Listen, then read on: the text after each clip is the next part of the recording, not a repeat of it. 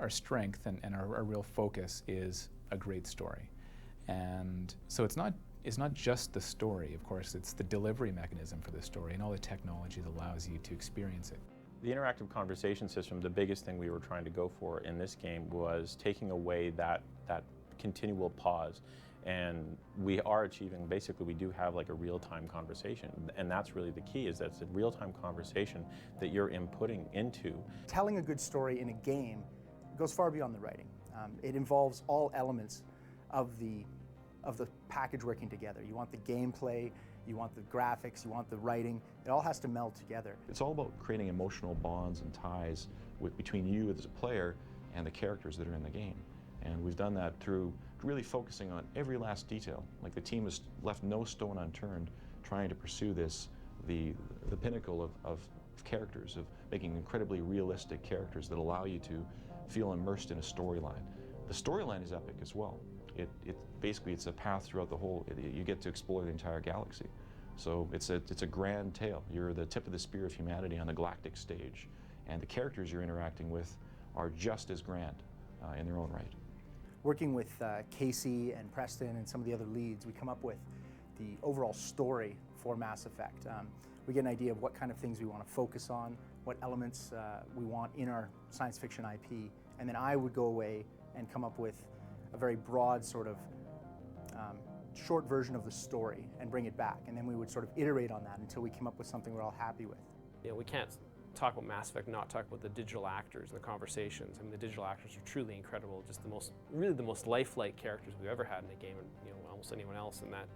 It's you know, they really seem like they're there, and you're watching them and interacting with them, and it's real personalities. And the way you converse with them, again, we talked about is, it's, you know, different and new. It's this great flowing system where you choose emotions rather than really explicitly saying, you know, reading lines and re-expressing lines. We want the story and the voice to be as interesting and as interactive as the rest of the game itself. And to do that, we came up with a new interface for you to interact with conversation. In Mass Effect, you actually talk with the characters you meet. To do that, we didn't want you to just be reading an answer, picking it, and then hearing what you had just read in your mind spoken on screen. That kind of breaks up the flow. It doesn't really draw you in. So we've come up with a new dialogue system that allows you to make sort of emotional and instinctive responses, yet still control the conversation. So what I've got open right now is the conversations for one of your characters in the game. For Ashley Williams, she's one of the people who can join up with you throughout the game. Every time she says something, you get a chance to say something back. Depending on your reaction, it branches to a different part of the conversation.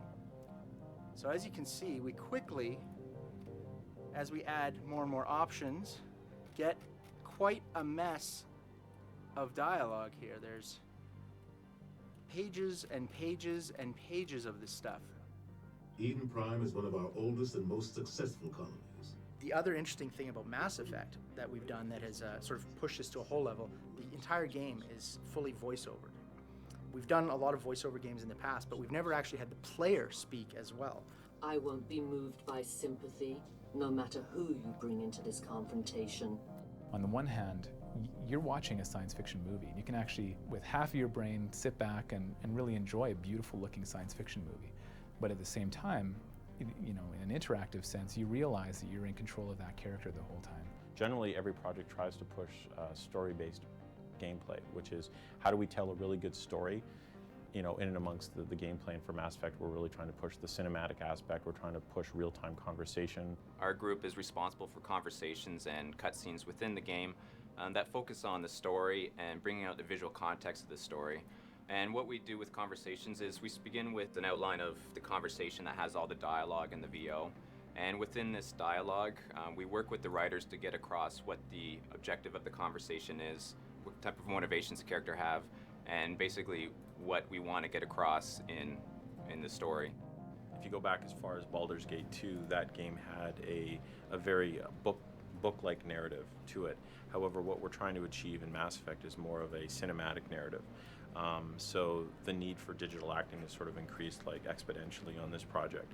That's sort of the directing style that we go for is realism and natural emotion, and I find that those hooks are just that's how you can really draw the audience in. The character creation system that we're making on Mass Effect is pushing the boundaries of next generation gaming, because we've never had characters this realistic before. We've never had lip sync and facial animation as sophisticated as what we've got now. And we've never had tried to implement a feature of this complexity across an entire universe of characters.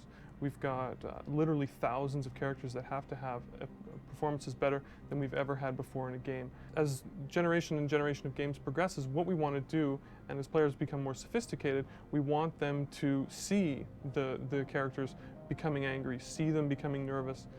A lot of our games involve trying to intimidate other characters. They need to detect whether or not an NPC is lying to them or getting nervous, stuff like that. And we don't want to write that, we want to show it. We've really tried to concentrate on a lot of details that essentially will maintain the suspension of disbelief. We always took the attitude that rather than adding stuff to make it more next gen and more cool, I wanted to take away from the gaminess of the game, just keep removing things that people expect from a video game. For example, the biggest thing was actually the simplest thing, just turning on the eyes, making sure that characters never have dead eyes that loll around when they're moving their head, and always make them focused, and that's a really simple thing. And additionally, having animations blend smoothly into one another, making sure that you don't see this animation, then that animation. And these are the type of things that I think when games after Mass Effect come out, the players will expect that kind of standard as well. I think this game has seen more evolution than the previous games that we've worked on, in the sense that we had a good idea of what the end product would look like, but I think this generation in particular has changed so much in what a video game can look like, and the kinds of visual fidelity you can pull off, the kinds of acting that we can get out of our characters, that one thing we weren't able to envision, just because the technology didn't exist 3 years ago, is how far we would have to take every aspect of the game. And so it's, if you can create a photorealistic character or a photorealistic environment, the animations have to be perfect. And if the animations are perfect, then the transitions between the animations have to be perfect. And the physics and everything has to be all to that same level. Otherwise, it's very easy to point out the thing that's not working very well. And so we literally have at least an order of magnitude more complexity in every system. And that's something that you just can't visualize from 3 years out. So it's seen a lot of evolution. Overall, we're trying to make products which have global appeal.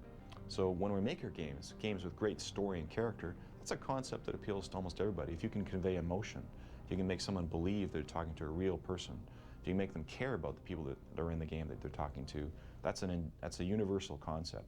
And that's one of the things we're really striving for at BioWare.